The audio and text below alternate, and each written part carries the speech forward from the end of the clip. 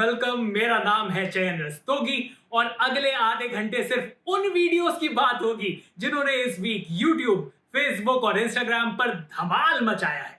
Social media पर uncut को follow नहीं कर रहे हो तो ट्रेंडिंग वीडियोस में क्या क्या मिस कर रहे हो, सबसे पहले उन वीडियोस की झलक 3 मिनट में ले लीजिए। कोरोना इफेक्टेड पेशेंट ये मास्क को यूज करेगा तब ये पाइप से उसका शरीर का जो एयर बाहर में आएगा। वो ड्रॉपलेट में अगर कोई वायरस रहेगा तो ये और एक चेम्बर है और ये भी सिंपल वाटर और सोप का कॉम्बिनेशन है। यहाँ पे वो वायरस पड़ के डिस्ट्रॉय हो जाएगा। आपने कभी ऐसा मास्क सुना है जो कोरोना वायरस को मार डाले? नहीं ना। बंगाल की क्लास 12 की स्टूडेंट दिगंतिका का दावा है कि उसने एक ऐसा मास्क बनाया है जो कोरोना के वायरस को मार डालेगा। कैसे काम करता है ये मास्क, जानने के लिए देखिए अनकट। ऐसा लगता है कि भारत के शमशानों और कब्रिस्तानों में जगह कम पड़ने लगी है। ये भी लगता है कि कोविड की मार ग्रामीण भारत की कमर तोड़ने लगी है। ग्रामीण भारत पर कोविड की मार अब नंगी आंखों से नजर आने लगी है। हाल ही में गंगा किनारे से जो तस्वीरें आई वो इंटरनेशनल मीडिया में हेडलाइंस बन गई। जिस बारे में हम बात कर रहे हैं वो मामला गंगा नदी में भारी संख्या में लगे लाशों के अंबार का है। इस नदी के किनारे लाशों को दफनाया भी जा रहा है। बीते सोमवार को बक्सर के चौसा के पास गंगा नदी में 30 से ज्यादा लाशें मिली। बाद में यह संख्या बढ़कर 70 से ज्यादा हो गई। इसके बाद तो मानो यूपी और बिहार के जिन जिलों से गंगा गुजरती है वहां लाशों के मिलने का सिलसिला सा चल पड़ा। विराट कोहली की लीडरशिप में 24 मेंबर वाली team India world test championship और इंग्लैंड के अगेंस्ट 5 टेस्ट खेलने के लिए जून से सितंबर तक यूके में होगी। और इस बीच बीसीसीआई प्रेसिडेंट सौरव गांगुली ने कह दिया है कि जुलाई में टीम इंडिया श्रीलंका जाकर वनडे और T20 सीरीज भी खेलेगी। एक ही टाइम में टीम इंडिया के 2 international tours.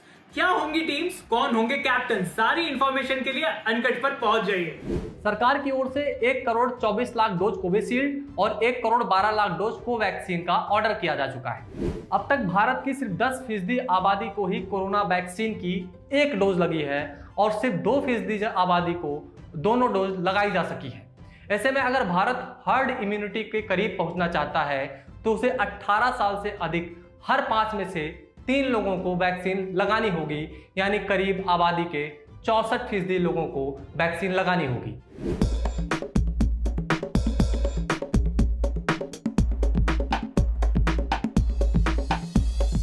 High protein diet बताई जाए जो कि खाने में भी इंटरेस्टिंग हो, तो ऐसी ही एक मैं आपके साथ इंटरेस्टिंग सी डिश लेके आई हूँ। तो चलिए देखते हैं इसके इंग्रेडिएंट्स और शुरू करते हैं प्रोसेस।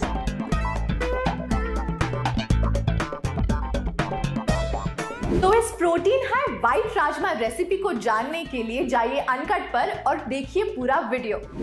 बच्चों को अडॉप्ट करना, ये जुवेनाइल जस्टिस एक्ट जो कि एक सेक्युलर कानून है उसमें किया जाता है।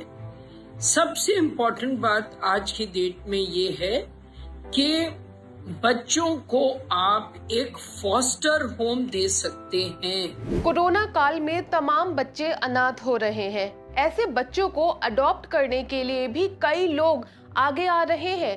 लेकिन क्या आप जानते हैं कि भारत में किसी बच्चे को गोद लेना सबसे मुश्किल कामों में से एक है? क्या है ये नियम, क्या है इन नियम में खामियां? और कोरोना काल में जब मौतें हो रही हैं और बच्चे अनाथ हो रहे हैं तो क्यों नहीं नियम में ढील दी जाए? जानने के लिए देखिए अनकट। तो ये तो थी अनकट के ट्रेंडिंग वीडियोस की झलक। अब बात करते हैं इस वीक की सबसे बड़ी कसक, सलमान खान की ईद रिलीज राधे, जिसने ज्यादातर लोगों के पैसे बर्बाद कर दिए आधे। अगर आपने अभी तक राधे नहीं देखी है तो ये वीडियो देख लीजिए, क्योंकि जिन्होंने भी राधे देखी है वो कह रहे हैं कि हमारा राधे का ये रिव्यू मूवी से ज्यादा एंटरटेनिंग है। सलमान भाई की अच्छी फिल्म भले ही ईद का चांद हो गई हो, पर ईद पर सलमान भाई का कमिटमेंट बहुत ही स्ट्रॉन्ग है। एक बार जो मैंने कमिटमेंट कर दी फिर तो मैं अपने आप की भी नहीं सुनता। ये डायलॉग सलमान भाई का सबसे आइकॉनिक डायलॉग माना जाएगा, क्योंकि सलमान भाई ने पिछले कुछ सालों में दिखा दिया है कि वो अपने इस कमिटमेंट के आगे अपनी क्या अच्छी स्टोरी, अच्छे डायरेक्टर, अच्छी स्टारकास्ट किसी की नहीं सुनते। इस साल ईद पर सलमान भाई की राधे रिलीज हुई, जिसे देखने के लिए इतने लोगों ने एक साथ लॉगिन किया कि Z5 का सर्वर क्रैश हो गया। हमारी तो मजबूरी थी देखना, बाकी लोगों की क्या मजबूरी थी ये अभी तक पता नहीं चला है। वैसे राधे के नाम पर 500 रुपए का Z5 का सब्सक्रिप्शन लेकर आपको बिल्कुल ऐसी फील आती है जैसे पीएम केयर्स फंड में डोनेट करके आती है। मतलब पैसे तो दे दिए पर इसका फायदा क्या होगा ये आपको नहीं पता। बहरहाल फिल्म देखने के बाद जिन लोगों की शिकायत ये है कि फिल्म में कोई कहानी नहीं थी, उनसे मैं यही पूछना चाहता हूँ कि आप सलमान खान की फिल्म देख रहे थे या पंचतंत्र की कहानियां जो आपको स्टोरी चाहिए थी हैं? सलमान भाई की फिल्म में कहानी ढूंढने वालों से मैं बस एक ही बात कहूंगा कि ढूंढने के लिए इतना ही खाली टाइम है तो कोविन पर वैक्सीनेशन के स्लॉट ढूंढ लो। अपनी जिंदगी को कम से कम आरोग्य सेतु से तो ज्यादा यूजफुल बनाओ।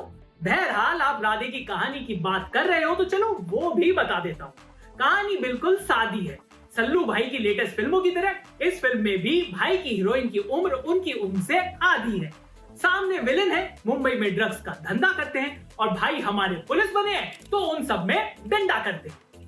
सिंपल।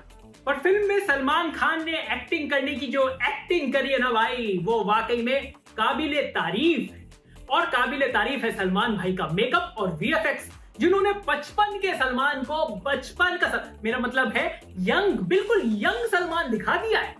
अपनी पुरानी फिल्म के डायलॉग्स को रिसाइकिल करके सलमान भाई एनवायरनमेंट का भी पूरा ध्यान रख रहे हैं। और भले ही अनएम्प्लॉयमेंट देश के लिए आज भी बहुत बड़ा मुद्दा हो, पर सलमान भाई ने जिस तरह इस फिल्म में बिग बॉस के प्रवेश राणा, गौतम गुलाटी और भूटान के संजय शेल्ट्रिम को एम्प्लॉयमेंट दिया है, मुझे लगता है कि सिर्फ हमारा देश ही नहीं बल्कि सार्क नेशंस भी सलमान भाई के इस कंट्रीब्यूशन को याद रखेंगे। पर इस फिल्म के साथ उन्होंने अपने उन क्रिटिक्स के मुंह पर भी तमाचा मारा है जो कहते थे कि सलमान भाई की फिल्मों का रियल जिंदगी से कोई लेना देना नहीं होता। फिल्म के क्लाइमैक्स में सलमान भाई एसयूवी चला रहे हैं और अपनी गाड़ी से वो कई लोगों को उड़ा देते हैं। अब इससे ज्यादा रियलिस्टिक सिनेमा आपको कहां ही देखने को मिलेगा। सूत्रों की माने तो पहले ये डिफिकल्ट सीन भी भाई का ड्राइवर करने वाले थे, पर भाई ने उनको कहा कि हर बार तुम्हें ये करने की जरूरत नहीं। अब राधे बॉक्स ऑफिस की जंग जीतेगी या नहीं जीतेगी ये तो वक्त बताएगा। पर इंटरनेशनल न्यूज अगर आप देख रहे हो तो आपको पता ही होगा कि इस वक्त दुनिया के दो देश इजराइल और फिलिस्तीन के बीच जंग जैसे हालात हैं और इस जंग में सबसे बड़ा नाम है हमास का। तो क्या है हमास और कैसे इसने सैकड़ों रॉकेट दाग कर दो देशों के बीच जंग छेड़ रखी है, बता रहे हैं अविनाश राय। हमास को समझने से पहले एक और शब्द समझना होगा, वो है इंतफादा। 1987 के आखिर में एक इजरायली सैनिकों की गाड़ी से 3 फिलिस्तीनियों की मौत हो गई थी। फिलिस्तीन ने आरोप लगाया कि इजरायली सैनिकों ने जानबूझकर यह टक्कर मारी है। इसके विरोध में पूरे फिलिस्तीन में विरोध प्रदर्शन शुरू हो गए। बड़े पैमाने पर फिलिस्तीनियों ने इजरायली सैनिकों के ऊपर लाठी डंडों और पत्थरों से हमला कर दिया। इस विरोध प्रदर्शन को पहले इंतिफादा के नाम से जाना जाता है। इस विरोध प्रदर्शन के दौरान ही मिस्र के मुस्लिम ब्रदरहुड की फिलिस्तीनी ब्रांच के एक शेख अहमद यासीन ने गाजा पट्टी में एक नया संगठन बनाने का ऐलान कर दिया। नाम रखा हमास। पूरा नाम हरकत अल मुकावमा अल इस्लामिया। अंग्रेजी में समझें तो इस्लामिक रेजिस्टेंस मूवमेंट, हिंदी में इस्लामिक प्रतिरोध वाला संगठन। इसका मकसद था वेस्ट बैंक और गाजा पट्टी को इजरायली कब्जे से मुक्त करवाना और इजरायल को पूरी तरह से तबाह बर्बाद करना। इसके लिए हमास ने हथियारों का सहारा लिया। हमास ने इजरायली सैनिकों को अगवा करना और उनका बेरहमी से कत्ल करना शुरू कर दिया। यह सब शुरू हुआ 1989 की शुरुआत से। अक्टूबर 1990 में अल-अक्सा मस्जिद में इजरायली पुलिस की फायरिंग में 17 फिलिस्तीनी मारे गए। तब हमास ने कहा कि इजरायल का हर एक पुलिस वाला और इजरायल की सेना का हर एक जवान उसका दुश्मन है। इस बीच यासिर अराफात और उनका संगठन फिलिस्तीन लिबरेशन ऑर्गेनाइजेशन इजरायल से समझौते को राजी हो गया। लेकिन हमास ने इस समझौते का विरोध शुरू कर दिया। हिजबुल्लाह से ट्रेनिंग लेकर उसने इजरायली सैनिकों की बस में सुसाइड बॉम्बिंग कर दी। उसने लगातार इजरायल पर सुसाइड बॉम्बिंग की लगातार हमले किए। 1997 में अमेरिका ने हमास को एक आतंकी संगठन घोषित कर दिया। नतीजा यह हुआ कि ईरान और तुर्की जैसे देशों के साथ ही तमाम इस्लामिक कट्टरपंथी संगठन हमास को मदद करने लगे, हथियारों से भी और पैसे से भी। साल 2000 में जब फिलिस्तीन में दूसरा इंतफादा शुरू हुआ तो उसकी कमान हमास ने संभाल ली। उसके पास हथियार आ गए थे तो उसने इजराइल में बम धमाके शुरू कर दिए। आम लोगों को भी निशाना बनाया जाने लगा। इस बीच हमास ने रॉकेट भी जुटा लिए थे और उससे भी वो इजराइल पर हमला करने लगा। 2004 में जब यासिर अराफात की मौत हो गई तो हमास का प्रभाव और ज्यादा बढ़ गया।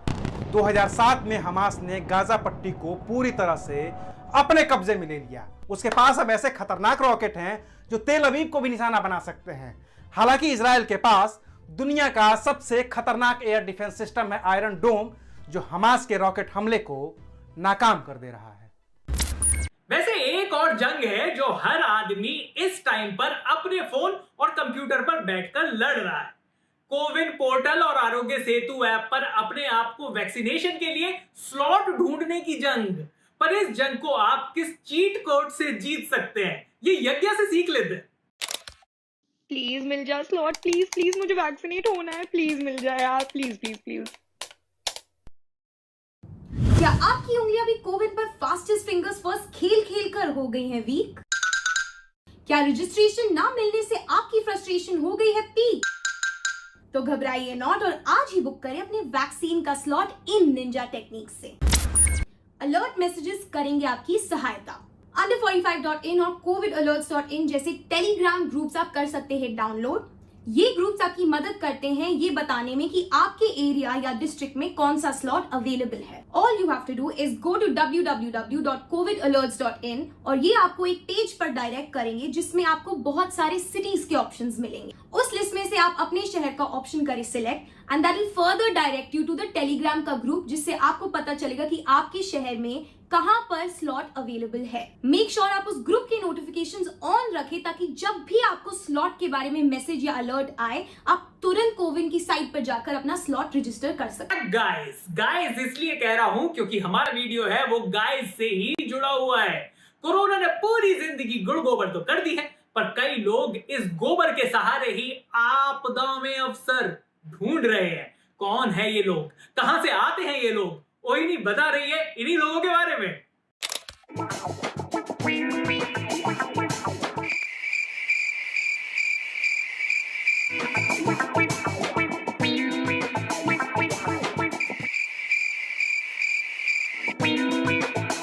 तोबा तोबा तोबा, थारा मूड खराब कर दिया। यूएसए कस्टम्स में एयर इंडिया पैसेंजर के बैग में द गुडनेस ऑफ काउ मिलना आई थिंक शॉकिंग नहीं, न्यूज जरूर है फॉर सम रीजन। और इसी के कनेक्टिंग थ्रेड में ये अब इसके खिलाफ हम आर्ग्यूमेंट में बहुत कुछ बोल सकते हैं, लेकिन वो तो काफी ज्यादा रैडिकल हो जाएगा। तो हमने पहले इनके आर्ग्यूमेंट को समझने की कोशिश की, जिसमें गौतम मनीलाल बोरिसा ने, जो खुद एक फार्मा फर्म के एसोसिएट मैनेजर है, उनका दावा है कि ऐसा करने से उनको पिछले साल कोविड-19 से लड़ने में काफी फायदा हुआ और मदद भी मिली। बेटे मौज कर दी, मौज कर दी वाह बेटे वाह। लेकिन जिम्मेदार डॉक्टर्स और साइंटिस्ट्स ने टाइम एंड अगेन ऐसे ऑल्टरनेटिव ट्रीटमेंट्स को एक फॉल्स सेंस ऑफ सिक्योरिटी देकर हेल्थ प्रॉब्लम्स को और भी ज्यादा कॉम्प्लिकेट करने के लिए रेस्पॉन्सिबल बताया है। आईएमए के डॉक्टर और हेड जे.ए. जयलाल का रॉयटर्स को दिए बयान में कहना है कि ऐसे कोई भी कॉन्क्रीट और साइंटिफिक एविडेंस नहीं है जो गौमूत्र या काउडंग से इम्यूनिटी बूस्टिंग में सक्सेसफुल रहा हो। What I can say is कि as a responsible citizen इस वक्त जरूरी है कि हम verified facts और scientific claims को खुद ही proof check करें। जरूरी ये है कि जहां 2 लाख से भी ज्यादा deaths have made this country vulnerable, वहां अगर हम stress relieving और positivity से related solutions को ढूंढे तो ये जरूर ध्यान में रखिए that social media is the biggest example of post truth। तो समझदार बने और aware रहे। और जाते जाते बात करेंगे mobile phone Poco X3 Pro की। नए नए जब फोन लॉन्च होते हैं तब तो सभी बढ़िया लगते हैं। 1 महीने यूज करने के बाद कैसा है इस फोन का लॉन्ग टर्म रिव्यू, बता रहे हैं टेक एक्सपर्ट अयाज। आज टेक की डीजी में मैं आपके लिए लेकर आया हूं पोको X3 Pro और आज हम जानेंगे कि पोको का ये फोन लॉन्ग टर्म यूज में कैसा है। Let's start with the design and build quality. So दिखने में फोन कुछ खास नहीं है, कुछ नया यहाँ पर नहीं है। जो डिजाइन आपने पोको X3 में देखा है एग्जैक्टली सेम है। 215 ग्राम वेट है और थोड़ा बल्कि है, हाथ में पकड़ने में बड़ा लगता है और इस वजह से एक हाथ से फोन यूज करने में बहुत कंफर्टेबल नहीं है। बट इसकी इन हैंड फील और ग्रिप अच्छी है, so it won't slip out of hands. Back panel plastic का है और यहाँ पर आपको डुअल टोन फिनिश मिलती है विच लुक्स नाइस। सो दिखने में it's okay but there is nothing inspiring. Poco X3 Pro की डिस्प्ले 6.67 इंच की है with full HD plus resolution. ये IPS LCD पैनल है, AMOLED स्क्रीन आपको यहाँ पर नहीं मिलती विच इज अ सेटबैक। वैसे कलर रिप्रोडक्शन अच्छा है, आपको नेचुरल कलर्स इस पर देखने को मिलते हैं। अगर आप फोन पर मूवीज या फिर वीडियोस देखते हैं तो यू लाइक इट, बट जो पंच AMOLED स्क्रीन में होता है आप वो मिस करेंगे। स्क्रीन रिफ्रेश रेट 120 हर्ट्ज है, तो डिस्प्ले पर हर इंटरैक्शन स्मूथ रहता है। जब आप फोन चलाएंगे तो यू विल फील इट। अब बात करते हैं पोको X3 Pro के कैमरा की। सो यहाँ पर 48 मेगापिक्सल का क्वाड कैमरा सेटअप है जो डिसेंट परफॉर्मेंस देता है। डे लाइट में फोटोज अच्छे आते हैं, कलर्स काफी हद तक इंटैक्ट रहते हैं, बट कभी कभी इमेजेस को फोन थोड़ा ओवर सैचुरेट कर देता है विच यू मे और may not like. Close shots अच्छे आते हैं और इनमें आपको काफी डिटेल्स देखने को मिलती है। आई वुड से कि इस रेंज में बेस्ट कैमरा फोन तो नहीं है बट रिजल्ट्स डिसेंट है, you will like it. Front camera 20 megapixel का है और it's a good one. X3 Pro के प्रोसेसर और परफॉर्मेंस की अगर बात करें तो यहाँ पर ये फोन दूसरे मिड रेंज फोन्स को पीछे छोड़ देता है। स्नैपड्रैगन 860 आपको यहाँ पर मिलता है जिसकी परफॉर्मेंस जबरदस्त है। डेली यूजेज में मैंने कोई लैग फोन में फेस नहीं किया, अगर कई एप्स भी एक साथ चलाए तो भी फोन स्लो नहीं पड़ा। और गेमर्स के लिए तो it's one of the best in this range.